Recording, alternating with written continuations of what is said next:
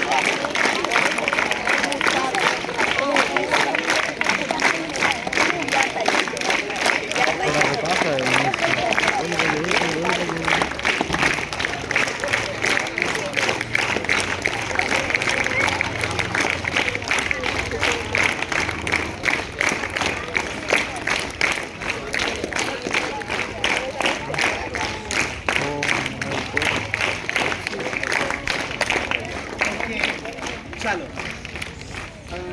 મહેમાનોનું સ્વાગત આપણે તાલીઓ દ્વારા તો કર્યું. હવે આ ઠંડી ગુલાબીના સૌ કોઈને શુભ સવાર.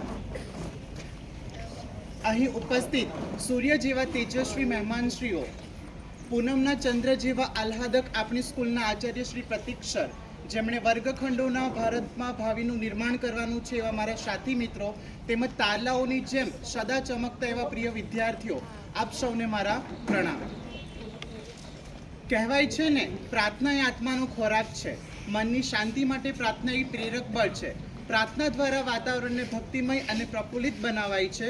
તેથી હું પ્રાર્થના સમિતિની બહેનોને પ્રાર્થનાનો શુભારંભ કરવા જણાવીશ.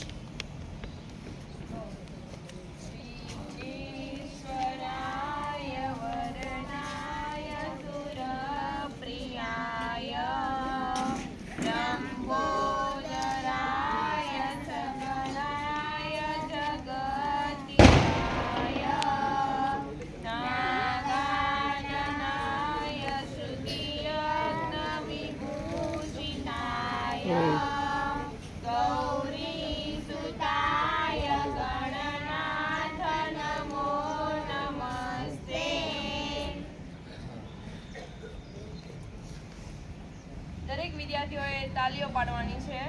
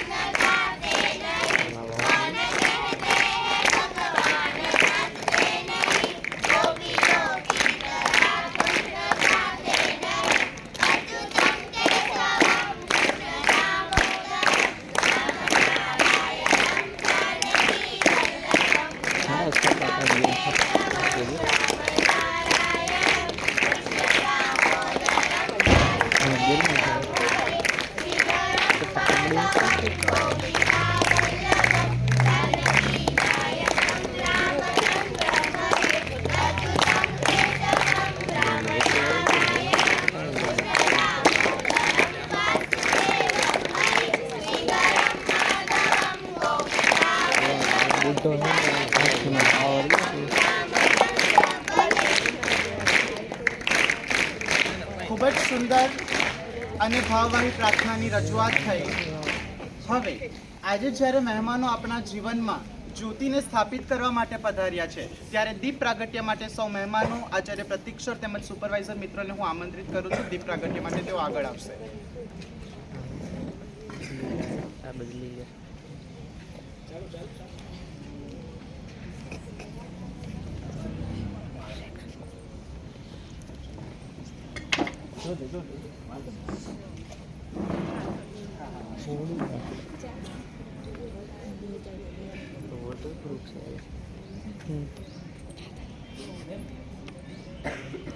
ये हाल रोहित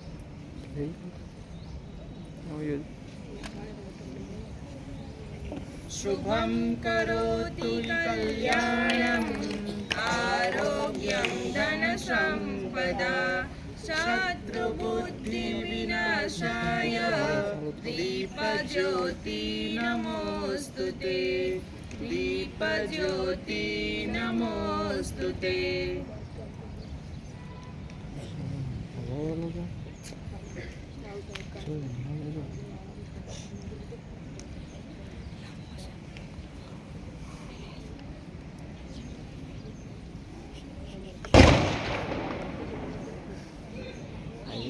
કેમ આમ થઈ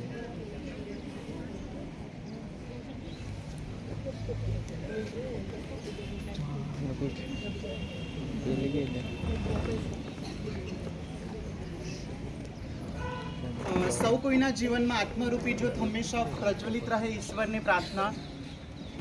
જે આપણી વચ્ચે પધાર્યા છે એવા અતિથિઓ જે બીજી વખત આપણે ત્યાં પધાર્યા છે, તો એ મહેમાનોના સ્વાગત માટે પંક્તિ કહીશ. आपका हृदय से स्वागत करते हैं, आपसे मोहब्बत बेशुमार करते हैं. आपका हृदय से स्वागत करते हैं, आपसे मोहब्बत बेशुमार करते हैं. आपके पावन कदमों ने किया इस मंच को पावन, आपके पावन कदमों ने किया इस मंच को पावन. हम तहे दिल से आपका अभिवादन करते हैं, हम तहे दिल से आपका अभिवादन करते हैं. હવે શાળા પરિવાર તરફથી મહેમાનોના સોગત આપી આપણે અભિવાદન કરીશું. સૌપ્રથમ પીએસઆઈ ચાવડા સાહેબના સન્માન માટે હું પ્રતિક સરને આમંત્રિત કરું છું.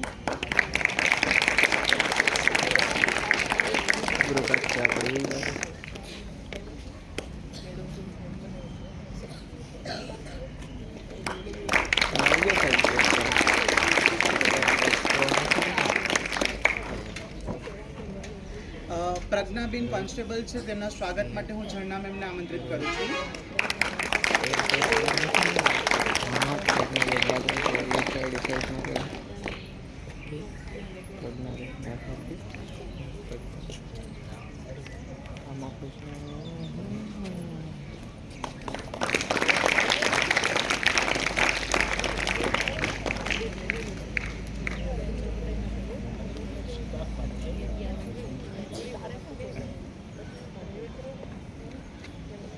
ત્યારબાદ હર્ષાબેનના સ્વાગત માટે વનિતા મેમ આવશે.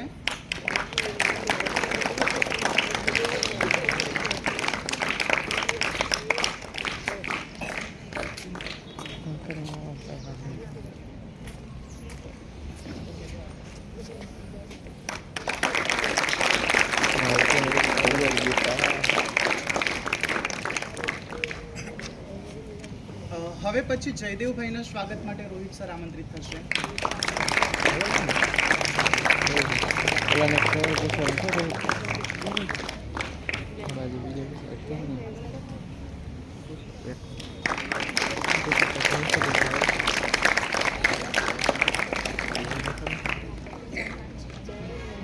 ત્યારબાદ અરવિંદભાઈના સ્વાગત માટે હું સ્વયં આવીશ.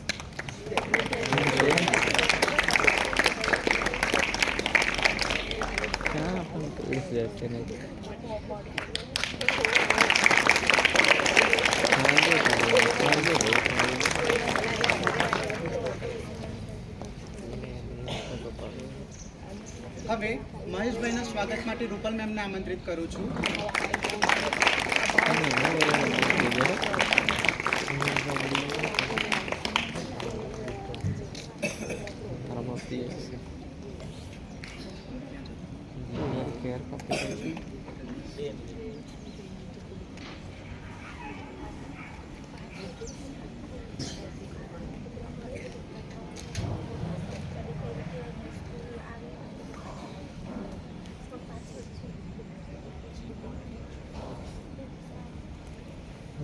વોટરપ્રૂફ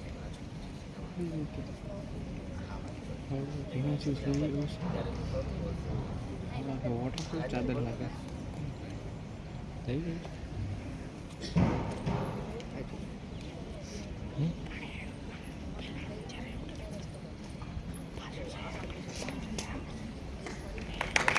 આ બાજુ મેડમ ઓલી સાઈડ જાય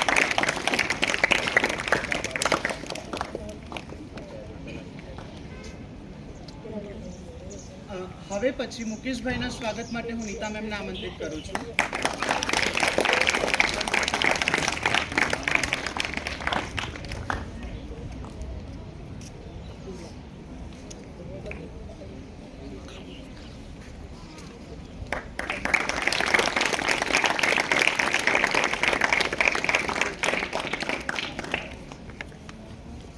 હવે કાર્યક્રમને આગળ તરફ લઈ જતા જ્યારે આપણે ત્રિવિધ કાર્યક્રમની રજૂઆત કરવા જઈ રહ્યા છે. આ ત્રિવિધ શબ્દ એટલે કે શું? તો ગુડ અને બેડ ટચ, સાયબર સિક્યુરિટીની વાત અને પોક્સો એક્ટ વગેરેની વાત કરવા જઈ રહ્યા છે. ત્યારે હું સમગ્ર શાળા પરિવાર વતી આપ સૌને આવકારું છું. પોતાનો કિંમતી સમય ફાળવી આવેલા જે મહેમાનો છે હવે એમને આપણે સાંભળીએ. તો હું સર્વપ્રથમ અરવિંદભાઈ છે એમને આમંત્રિત કરું છું. તેઓના એમના શબ્દો રજૂ કરશે.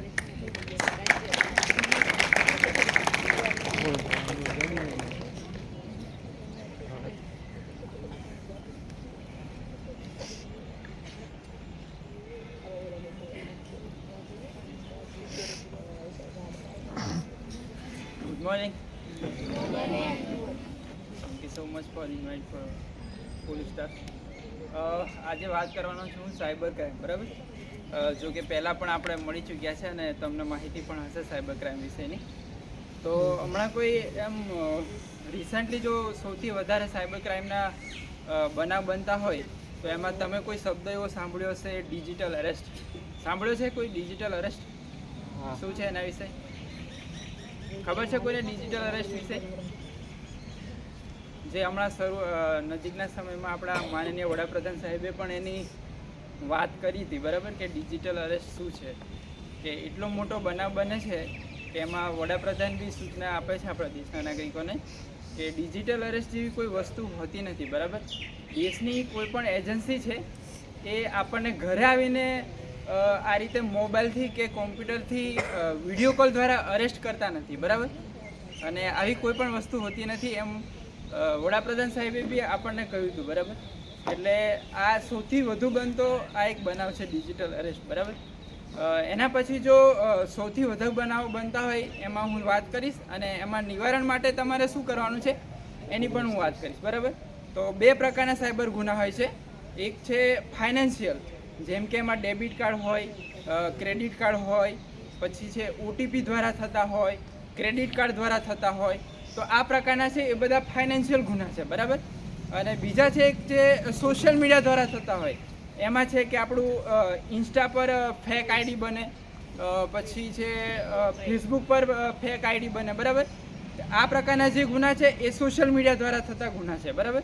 હવે બંનેમાં વસ્તુ એવી છે કે આપણો જે એ લોકોનો જે સાયબર ગઠિયા છે એમનો મેઇન ઇન્ટેન્સ છે કે આપણને નાણાકીય જે એમને ચોટ પહોંચાડવાની છે એ નાણાકીય વસ્તુની છે, બરાબર? એમને કોઈ આપણને બદનામ કે એવું કંઈ કરવાનો ઇન્ટેન્સ હોતો નથી. જો એ ડર તો આપણને બદનામ કરવાનો જ બતાવે છે, પરંતુ જે એમનો મેઇન ઇન્ટેન્સ હોય છે ને એ આપણને નાણાં પડાવવાનો હોય છે એમનો, બરાબર?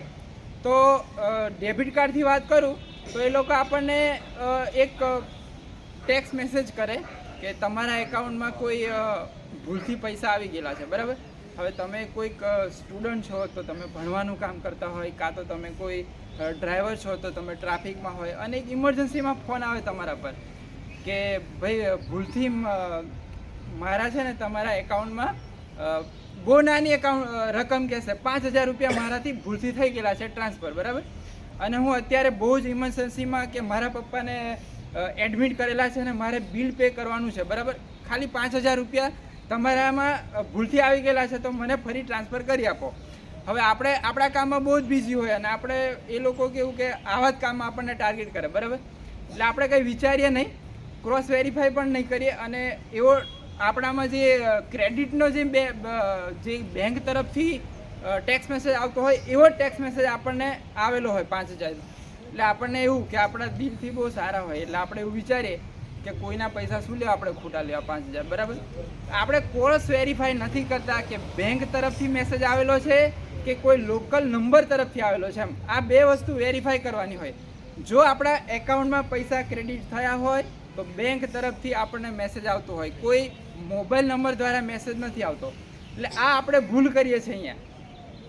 આ વસ્તુ ક્રોસ વેરીફાઈ નથી કરતા અને તરત 5000 એમને ટ્રાન્સફર કરી આપીએ. કેમ કે રકમ નાની હોય છે. 5000 આપણને એવું લાગે કે ચલો ને ભાઈ ભૂલથી આવી ગયા હોય, આપણે ખોટા કેમ કોઈ ના લેવા, એટલે આપણે તરત એમને રિટર્ન કરી આપીએ. પાછળથી ખબર પડે કે આ તો ભાઈ આ મારામાં એકાઉન્ટમાં પૈસા આવેલા જ નહોતા. પછી આપણે પાછળથી ચેક કરીએ ને, આપણે એ બી નથી ચેક કરતા કે આપણા એકાઉન્ટમાં પૈસા આવેલા છે કે નથી આવેલા. પાછળથી ચેક કરીએ ત્યારે ખબર પડે કે 5000 તો આવેલા જ નહોતા, આ 5000 તો મારા એકાઉન્ટમાંથી ગયેલા છે, બરાબર. હવે બીજી વસ્તુ છે કે આપણને ઇન્સ્ટાગ્રામ હોય કે પછી વોટ્સઅપ હોય, એમાં અજાણી લિંક આવે કે કોઈ એપ્લિકેશન આવે, બરાબર. તો એ ઓપન કરવાની નથી હોતી. જો એ આપણે ઓપન કરીએ, એને ડાઉનલોડ કરીએ, કદાચ હમણાં રીલ બિલ તમે જોતા હોય તો રીલ થ્રુ બી આપણને અવેરનેસ આવે છે કે કંઈક પત્રિકા આમંત્રણ, હમણાં જો પેલું મેરેજનું ચાલે છે એમાં કદાચ પોસ્ટ બી એવી વાયરલ બહુ થાય છે કે આવું કોઈક આવતું હોય તો એને ડાઉનલોડ નથી કરવાનું હતું. જો ભૂલથી પણ ડાઉનલોડ થઈ જાય ને તો આપણો આખો એક મોબાઈલ છે ને એ હેક થઈ જાય. એ મોબાઈલ હેક કરીને આપણા મોબાઈલમાં એ લોકો એક્સેસ લઈ લે. પછી આપણે જે અમાઉન્ટની જે આપણે ઓટીપી આપવાનો હોય એ લોકોને ઓટીપી પણ આપવાની જરૂર રહેતી નથી અને આખું આપણું ખાતું સાફ થઈ જાય. જો અમને એક નજીકના બનાવની વાત કરું તો એક હીરા કામમાં ભાઈ હીરા ઘસવાના એમાં કામ કરતા હતા. અમારા પોલીસ સ્ટેશનમાં અરજી લઈને આવ્યા હતા. હવે એમને 2 મહિનાનો પગાર થયો હતો. એ ખાતે 2 મહિનાનો મહિને પગાર થાય, પણ એ ભાઈને 2 મહિનાનો સાથે 60,000 રૂપિયા પગાર થયો હતો. હવે સવારમાં 60,000 પગાર થયો અને સાંજે આવી કોઈક વોટ્સઅપ પર એમને એવું કોઈક એપ આવી હતી. હવે નોર્મલી એપ આવી, ભાઈને એવું લાગ્યું કે કંઈક નોર્મલી હશે ને આપણે કેવું કંઈ ખબર ના હોય એટલે આપણે જેને તે ઓપન કરતા રહીએ, બરાબર ને. કોઈ આપણે ખબર ના હોય એટલે ઓપન કરી દઈએ. ભાઈએ જેવું ઓપન કર્યું એવા 58,000 રૂપિયા એમના સાફ થઈ ગયા. પછી ભાઈ પોલીસ સ્ટેશન આવ્યા ને રડે. આપણને પણ દુઃખ થાય, બરાબર, પણ આનો કોઈ પછી તોડ હોતો નથી.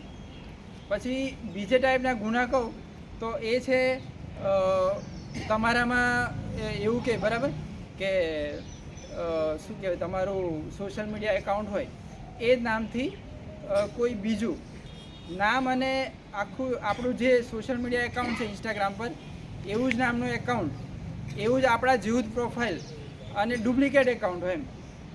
અને તમારા જેટલા બી ફોલોઅર્સ છે, તમારા મિત્ર મંડળમાં જેટલા બી ફોલોઅર્સ છે એ લોકોને મેસેજ કરીને કહેશે કે હું ભાઈ અરવિંદ જ છું, મારા નામનું ફેક આઈડી બનેલું હોય ને મારા મિત્ર કોઈને મેસેજ કરે કે હું અરવિંદ જ છું ને મારા આટલા પૈસાની જરૂરિયાત છે, બરાબર. તમને એવું લાગે કે આ તો અરવિંદ જ છે ને એનો જ મેસેજ આવ્યો ને આટલા પૈસાની જરૂર છે, તો એને સટ લઈને આપણને નાખી દે, બરાબર. તો પછી પાછળથી મને ફોન કરે, જે આપણો રેગ્યુલર નંબર હોય કે અરવિંદભાઈ તે તારા પૈસા તે મને કીધા હતા આટલા નાખ્યા હતા, તો પાછા મને રિટર્ન ક્યારે આપીશ તું? પણ મેં ખરેખરમાં પૈસા માંગ્યા જ ના હોય એની જોડે, બરાબર. એટલે આ રીતના બી આપણે ક્રોસ વેરીફાઈ નથી કરતા. એટલે કે આળસના લીધે પણ આ રીતના થતા હોય છે ગુનાઓ. બીજા છે કે ડર ધમકીથી, બરાબર. જેમ કીધું હમણાં ડિજિટલ અરેસ્ટવાળું, તો એ પ્રકારનું કોઈ પણ એટલા મોટા જે એ લોકો એમ કહે છે કે ડ્રગ્સનું સૌથી મોટું આ દરિયા કિનારે ડ્રગ્સ ઉતર્યું છે, એમાં તમારું જે કહેવાય કે આધાર કાર્ડનો ઉપયોગ થયેલો છે. આ કાર્ડનો જે મેન આરોપી છે એ દિલ્હીમાં અત્યારે સજા ભોગવી રહ્યો છે અને એમાં તમારું નામ આવેલું છે. ખરેખર તો તમે કોઈ દિવસ દિલ્હી ના ગયા હોય, કોઈ દિવસ મુસાફરી બી ના કરી હોય સમુદ્ર તરફથી, તમે ક્યાં એમાં ડ્રગ્સ લઈને જવાના, બરાબર. એટલે આ બધામાં એવો ગભરાવાની જરૂર હોતી નથી. એટલે અને જો આ પ્રકારના કોઈ ગુનામાં તમે જો ઇન્વોલ્વ પણ થઈ જાઓ છો, તમારું કોઈ અમાઉન્ટ સાયબર ફ્રોડ તમારી જોડે થઈ પણ જાય, ત્યારે ગભરાવાની જરૂર હોતી નથી.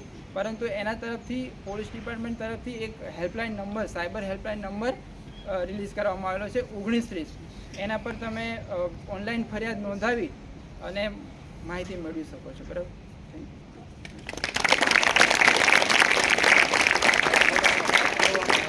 ખૂબ જ ઉમદા અને મહત્વની વાત કરવા બદલ ફરીથી એમનો આભાર અભિવ્યક્ત કરીએ.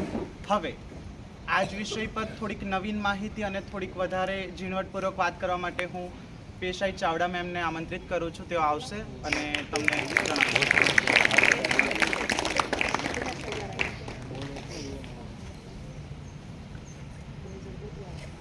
Good morning all of you. Good morning. સૌ પ્રથમ તો તમામ પ્રિન્સિપાલ સરનો ખૂબ ખૂબ આભાર કે પોલીસ સ્ટાફને અહીં આમંત્રિત કર્યા. હવે સાયબર વિશે તો અરવિંદભાઈએ ખૂબ જ સરસ માહિતી તમને પ્રોવાઈડ કરી છે. ઠીક છે, અમારો ઇન્ટેન્સ એ છે કે તમે તો જાણો, પણ તમે ઘરે જઈને તમારા રિલેટિવ્સને, તમારા મમ્મી પપ્પાને અને ફેમિલીને બધાને આનાથી જાગૃત કરો. મેઇન ઇન્ટેન્સ એવો છે કે અવેરનેસ ફેલાવી જોઈએ, જાગૃતિ ફેલાવી જોઈએ, દરેકમાં અવેરનેસ આવવી જોઈએ. તો તમે બીજા 2 જણને કહો, બીજા 4 જણને કહો, એ લોકો બીજાને ફેલાવે, એમ કરતાં શું છે, આખું નેટવર્ક ઊભું થાય તો સાયબર ફ્રોડ થતાં ઓછા થાય. બંધ તો નથી થવાના, પણ ઓછા થાય.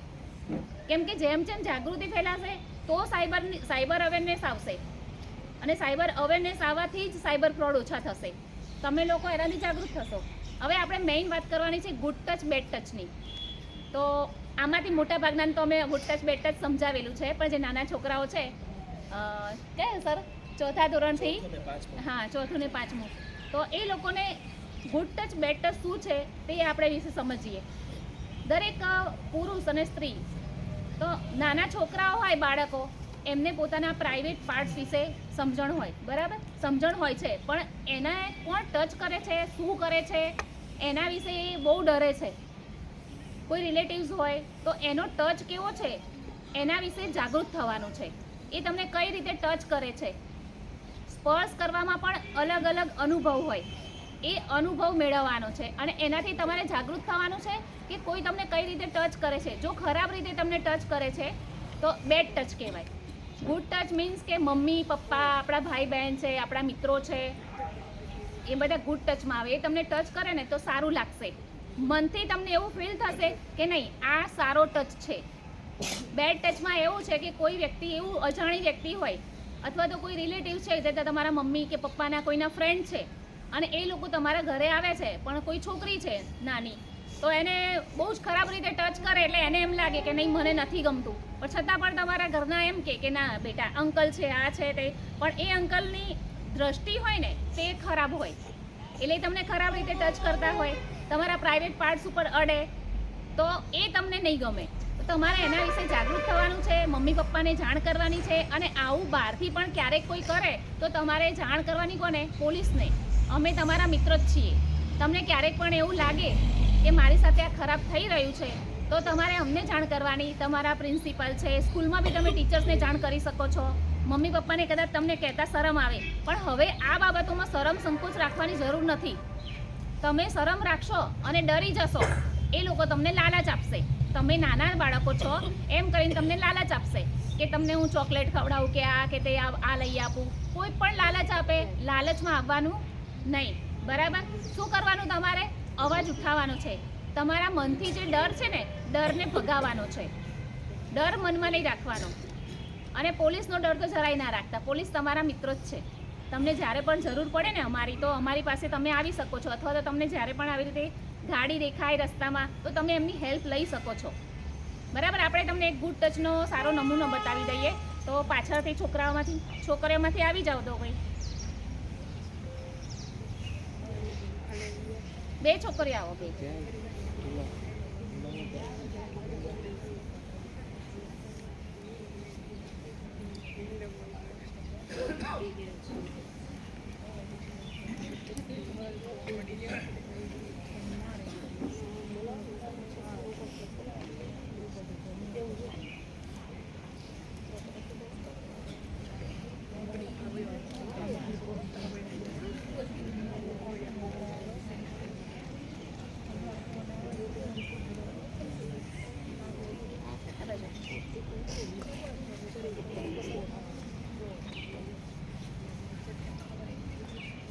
જો હું આમને અહીંયા ટચ કરું છું, ગુડ ટચ કે બેડ ટચ?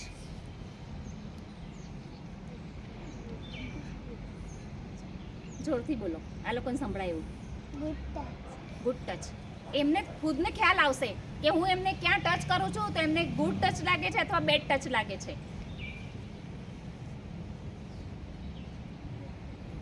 અમને સંભળાવો. Bed touch. Okay.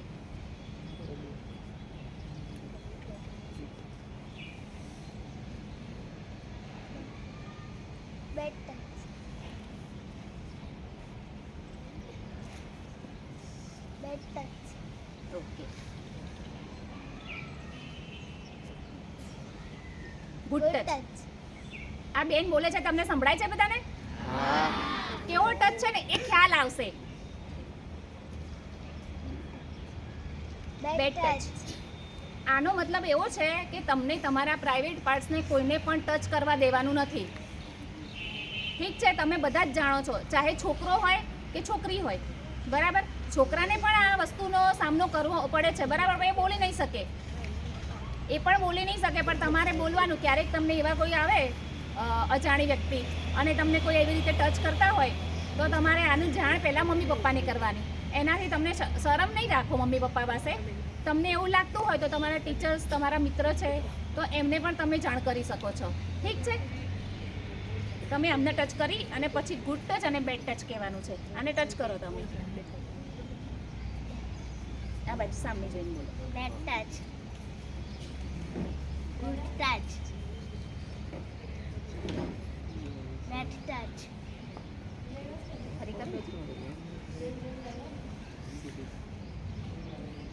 Bad touch. Bad touch. તમને સમજ પડી ને? આપણા કયા પાર્ટ્સને અડે તો એ બેડ ટચ થાય, તો કોઈને પ્રાઇવેટ પાર્ટ્સ પર અડવા દેવાના નહીં, બરાબર છે. અને એની જાણ તમારે ક્યાં કરવાની? પહેલાં તમારા મમ્મી પપ્પાને કરવાની.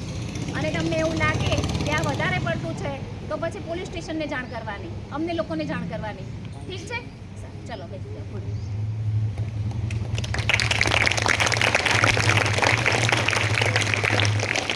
હવે આપણો કાયદો છે પોક્સો એક્ટ. તમને બધાને ખબર છે પોક્સો એક્ટ 2012માં આવ્યો.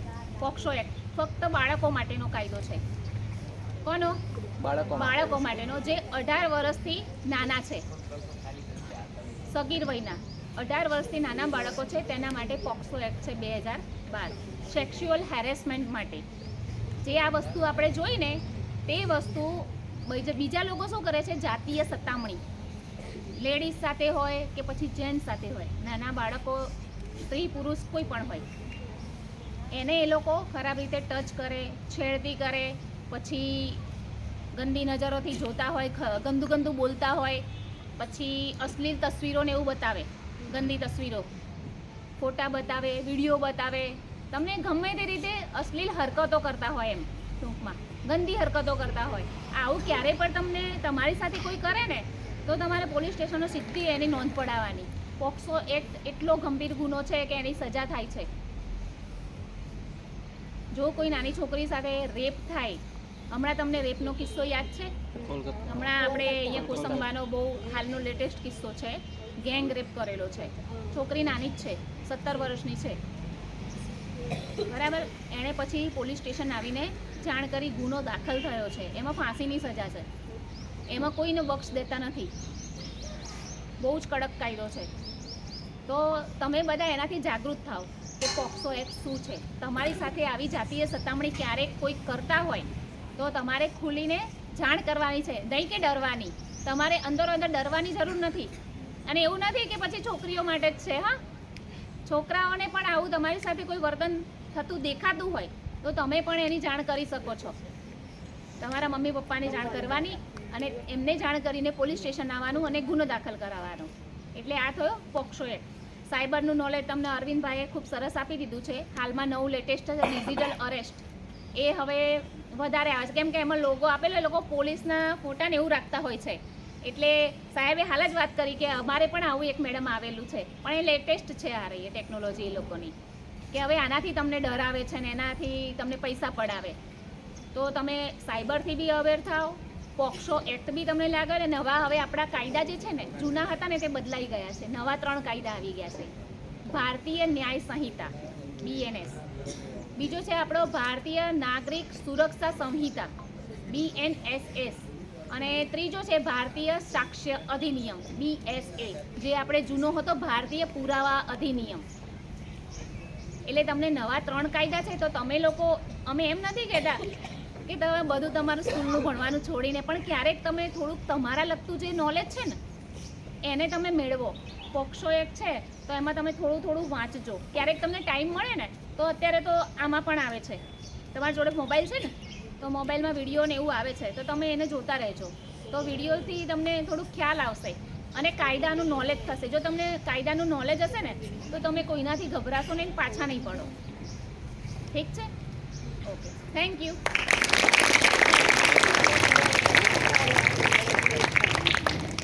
પીએસઆઈ ચાવડા સાહેબે જે આપણી વચ્ચે ગુડ ટચ, બેડ ટચ તેમજ પોક્સો એક્ટ વિશેની જે વિસ્તૃતથી માહિતી આપી એ બદલ ફરીથી એમનું અભિવાદન કરીએ આપણે.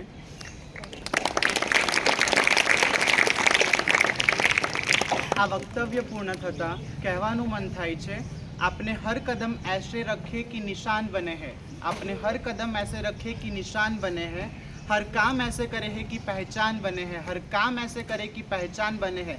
यहाँ ज़िंदगी तो सभी काट लेते हैं, यहाँ ज़िंदगी तो सभी काट लेते हैं, पर आप ज़िंदगी ऐसे जी रहे हो कि मिसाल बने हो, आप ज़िंदगी ऐसे जी रहे हो जैसे कि मिसाल बने हो. હવે વધુ સમય ન લેતા અંતે હું પ્રતીક સરને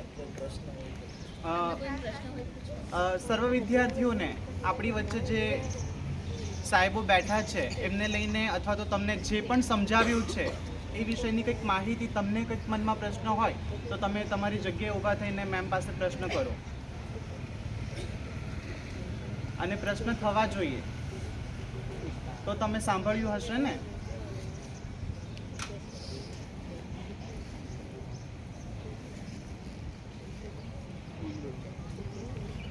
કોઈ જ વિદ્યાર્થીને કંઈ જ પ્રશ્ન નથી?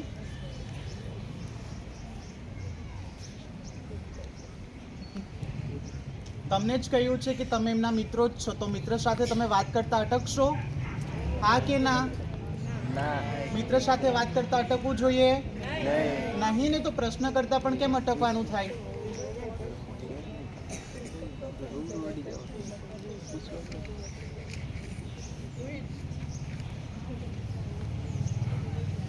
ચોથા ધોરણના વિદ્યાર્થીઓ છે કોઈ પ્રશ્ન? તમે મોબાઈલ ચલાવો છો તો મોબાઈલમાં પણ કોઈ પ્રશ્ન છે તમને કે આ વસ્તુ કેમ બની, અથવા તો આ વસ્તુ કેમ થાય છે, અથવા તો આ વસ્તુ કેમ કરવી જોઈએ?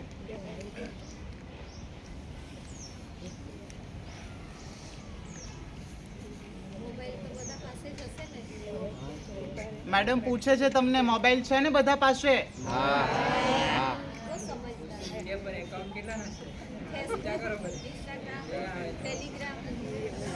તમારી સાથે કઈક એવી ઘટના ઘટી છે?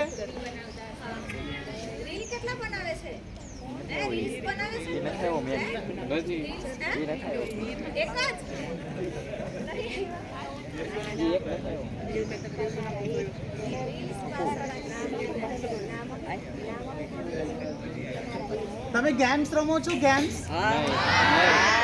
એમાં કોઈ ચાર્જ આપો છો તમે?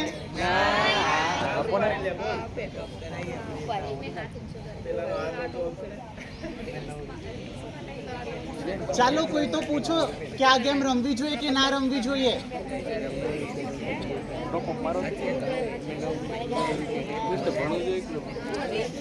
છેલ્લે એટલો પ્રશ્ન તો આવવો જોઈએ ને કે મોબાઈલનો ઉપયોગ કેટલો સમય અને ક્યાં કરવો જોઈએ?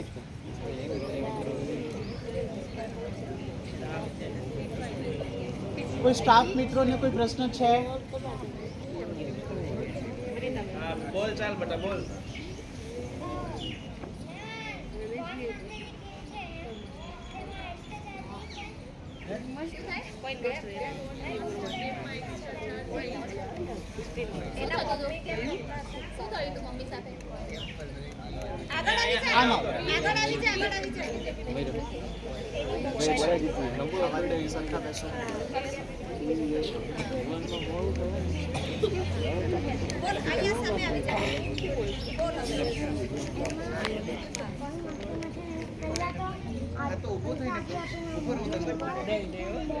પૈસા હજુ માંગતા છે. કોની પાસે માંગે છે? તારા મમ્મી પાસે? પહેલા એવું કરતા હતા. પછી હવે ગેમ બંધ કરી દીધી? બંધ કરી? તો બંધ કર, ત્યાં રમવાની નહીં એને. એ બધા ગેમ છે ને, ગેમ તમને સાંભળો, ગેમ કોણ રમે મને કહો. બધા જ એમ નહીં. ગેમ છે ને, ગેમ રમવાનું નવરા માણસનું કામ. કોણ નવરા છો? તમે નવરા છો બધા? તમે બધા નવરા છો? ગેમ નવરા બેઠા હોય ને માણસ, એનું કામ છે ગેમ. જે બિઝી હોય તો ને, અમને તો જો ટાઈમ જ નહીં મળતો. મને કોઈ કઈ ગેમ છે ને એ મને નહીં ખબર હોય. આ તો અમને કીધું ને કે કોઈન માસ્ટર વાળી, એટલે બીજાના જોડે મેં જોયેલી લોકોને રમતા જોઉં છું. મેં કોઈ દિવસ નહીં રમી. એટલે ફ્રી માણસ હોય એનું કામ છે ગેમ રમવાનું. અને ગેમ છે ને એ તમે ડાઉનલોડ કરો ને પહેલા જોજો, અંદર પ્લેએબલ હોય છે. ઘણી ગેમ એવી છે ઓનલાઈન તમે રમે, એમાં પૈસા તમારા કપાઈ જાય, તમને બી ખ્યાલ નહીં હોય. તમે તો ખાલી ગેમ રમીને છૂટા થઈ જાઓ, મમ્મી પપ્પાના પૈસા જાય છે. એટલે ગેમ એમને એમ નથી હોતી. કોઈ પણ વસ્તુ તમને ફ્રીમાં નહીં મળતી, એક વસ્તુ સમજી લેવાનું. આ વર્લ્ડ છે ને આખું, એ આમાં જ છે. આમાં જ છે આખું. કેમ કે તમારો બધો ડેટા આમાં છે મોબાઈલમાં. અને અહીંયા તમને એવું લાગે કે હેકર્સ તો તમારું આ નહીં, આખું તમારી લાઈફસ્ટાઈલ બધું જ કાઢી લે એમાંથી. તમને ઇન્ટરનેટ ફ્રીમાં મળે છે? નથી મળતું. તમને બીજી એક વસ્તુ કહું, આ ઇન્ડિયા છે ને તો અહીંયા જ આ વસ્તુ ચાલે છે. રીલ્સ છે ને આ છે. તમે ફોરેનના છોકરાઓ જોજો, આ જ ઉંમરમાં એ લોકો સારી શોધો કરતા હશે. કેમ? એ લોકો ફ્રી નહીં બેસી રહી, કંઈક નવું સર્ચ કરશે. આ જે આ બનાવ્યું છે ને તમને ઇન્ટરનેટ ને ઇન્સ્ટા ને, આપણા લોકોએ કોઈએ નહીં બનાવ્યું. કેમ? આપણા તો આમાંથી ઊંચા નહીં આવે. રીલ્સ બનાવવાનું આ અને એવો ટાઈમ આપણી પાસે શું કરવા હોય? આપણે પણ કંઈક નવું કરો ને સંશોધન. શા માટે આમાં ટાઈમ બગાડો છો? આપણું મોટા ભાગનું યુવાધન આમ જ પાગલ થયું છે. રીલ્સ બનાવવાનું, ગેમ રમવાની, શું મળે એમાં? એના કરતાં સારું છે કે તમે સારું નોલેજ લો. અત્યારે તો તમે કેરિયર બનાવવામાં તમારે તો ટાઈમ વેસ્ટ કરવાનો હોય, નહીં કે ગેમ રમવામાં. તો હવેથી ગેમ રમવાનું ઓછું કરજો. રાહુલ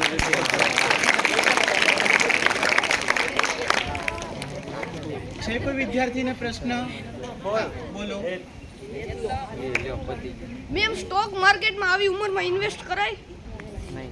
તમે કમાવ છો? હે? તો પહેલો પ્રશ્ન, કમાવ છો તમે? પોતાના પૈસા હોય તો ઇન્વેસ્ટ પોતાના પૈસા છે?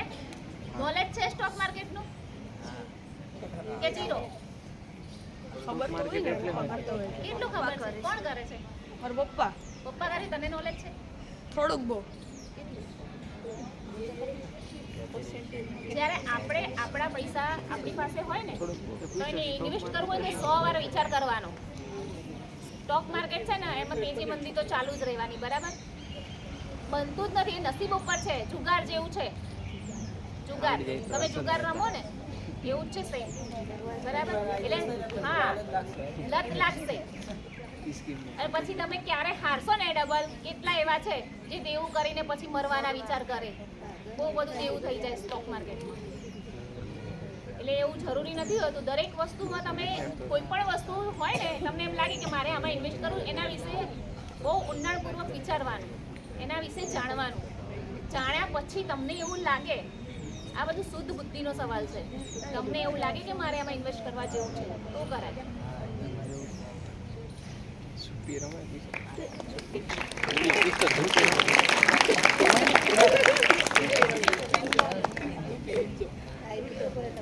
કોઈ વિદ્યાર્થીની? સ્કૂલનો પ્રશ્ન છે.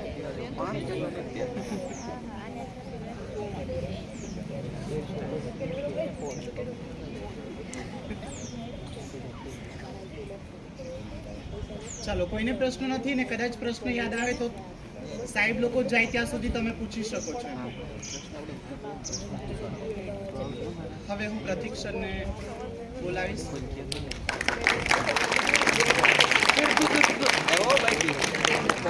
રાણો આવ્યો.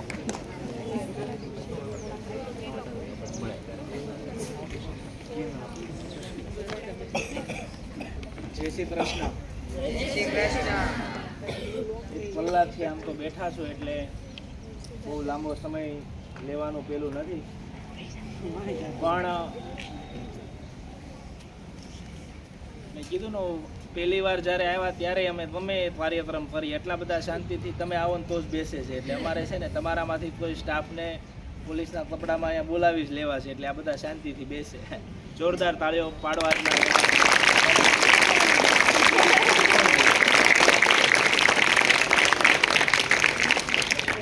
અહીંયા છે એવો વિદ્યાર્થી જેને પોલીસમાં જવાની ઈચ્છા હોય? શ્રાવણ, ઊભા થાવ તો. પોલીસમાં જવાની ઈચ્છા હોય એવા ઊભા થાવ તો.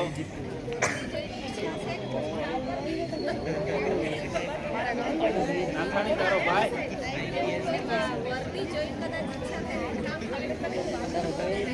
ચાલો હવે તમને લોકોને જેટલાને પોલીસમાં જવાની ઈચ્છા છે એમને પ્રશ્ન પૂછાય. કોઈ આજે આવ્યા છે તો શ્લોક, તને કોઈ પ્રશ્ન હોય તો પૂછ. કઈ રીતે જવાય પોલીસમાં? કે ચાલ એવો પૂછ, એ પૂછાય એમ કેવું છું.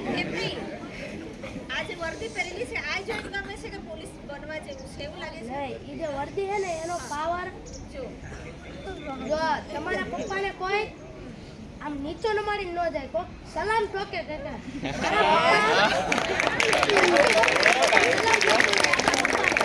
આપણા પપ્પાની સામે કોઈ બોલિંગ ન જવું જોઈએ, આપણો વાળે વાકો ન કરવો જોઈએ. તો પણ તારે જાણવું પડશે ને કઈ રીતે જવાય. પૂછ. ટીચર કેમ નથી બોલવું? હે શિક્ષક રોજ સ્કૂલે આવવું પડે કે નહીં? આદિવાસી જે છે એના છોકરા પોલીસમાં વધારે છે અને પટેલનો છોકરો એક આમ 5-6 એવા જોવા મળે પોલીસમાં. એટલે તારે પોલીસ બનવું? હા, સમાજ આગળ લાવવો છે. બોલો સાવન, પૂછ. આઈએએસ માટે જીપીએસ કરવી પડે ને? જીપીએસ આઈએએસ માટે યુપીએસસી કરવી પડે. કલેક્ટર માટે જીપી. જો યુપીએસસી છે ને આઈએએસ, આઈપીએસ અને આઈઆરએસ 3 વસ્તુ માટે યુપીએસસી કરવી પડે. બાકી અહીંયા માટે આપણે જીપીએસસી. કેટલા વર્ષ ભણવું પડે? ઊભો થાન પણ થાવ ઊભો, ચાલ જગ્યા ઉપર. પૂછ. કેટલા વર્ષ ભણવું પડે એમાં? એમાં યુપીએસસી છે ને તમે જ્યાં સુધી ક્લિયર ના કરો ને 3 ટર્મનો એટેમ્પ્ટ મળે. 3 એટેમ્પ્ટ મળે. 3 એટેમ્પ્ટમાં તમારે ક્લિયર કરવાની, ના થાય તો પછી ના પડે. 3 એટેમ્પ્ટ હોય. એ આઈપીએસમાં જ આવે છે. યુપીએસસી બહુ અઘરું છે. તમારે હાર્ડ વર્ક કરવાની તૈયારી રાખવાની, બધું છોડી દેવાનું. 2 વર્ષ બધું છોડી દેવાનું. 2 વર્ષ બધું જ છોડી દેવાનું. એમ ટૂંકમાં આટલું ખાલી બેસવાનું એને વાંચવાનું. જયદીપ. પીઆઈ યુપીએસસી ની તૈયારી કરવાની. સીધી ભરતી ડાયરેક્ટ. નાથાણી અહીંયા આવ. હા,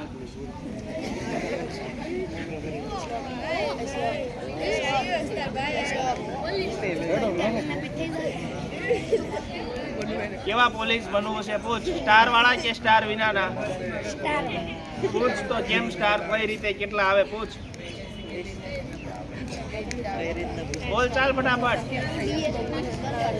આ સ્ટાર વાળો પ્રશ્ન તો મને છે. સ્ટાર કઈ રીતે મતલબ મળે? મારું જે છે ને મેં ડાયરેક્ટ પીએસઆઈ ની પાસ કરેલી. ઓકે. વચ્ચે 2 કે 3 જ ખાલી આવી ડાયરેક્ટ પીઆઈ ની, બાકી નહોતી આવતી. પછી જીપીએસસી માં કીધું ને એમાં ક્લાસ 1 2 બંનેનું આવે. જેમાં ડીવાયએસપી છે ને એ જીપીએસસી ફૂલ જ આવે, એ ડાયરેક્ટ આવે. એમાં 3 સ્ટાર, પીઆઈ માં 3 સ્ટાર હોય પીઆઈ ને 3 સ્ટાર, અને પીએસઆઈ ને 2 સ્ટાર. પીએસઆઈ ને 2 સ્ટાર અને બધાનું જે છે ને એ પ્રમોશન થી આવે. પ્રમોશન થી આવે. ડાયરેક્ટ પીએસઆઈ થવાય? હા, મેમ એવું જ કહે છે ડાયરેક્ટ પીએસઆઈ થયેલા છે. બોલ. બેસી જાઓ, ચાલો. સરસ. બોલ જીંજુ વાડિયા, કઈ પૂછવું છે?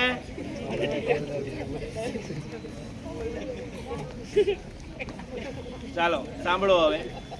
એટલે એ બધું સ્ટાર ને એમનો ડ્રેસ, કારણ કે મેં સાંભળ્યું છે ત્યાં સુધી સિંહનું જે પેલું છે આ એક જ યુનિફોર્મ આપણા દેશની અંદર એવો છે જેમને મળે છે. બાકી કોઈ પણ મોટો, ગમે એટલો મોટો અધિકારી હોય, એમના યુનિફોર્મની અંદર એ જે એમનું પેલું સિંહનું પેલું આવે છે નથી આવતું હતું.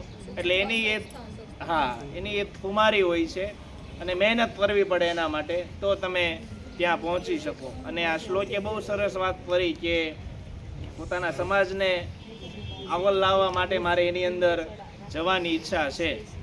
એટલે ભવિષ્યમાં મારી પણ એવી ઈચ્છા છે કે આમાંથી કોઈ પીએસઆઈ કે પીઆઈ બને આપણી શાળાનો વિદ્યાર્થી, એને આપણે મુખ્ય મહેમાન તરીકે બોલાવીએ. બરાબર? એટલે પોતાના માટે તાળીઓ પાડો જોરદાર કે ભવિષ્યમાં તમારા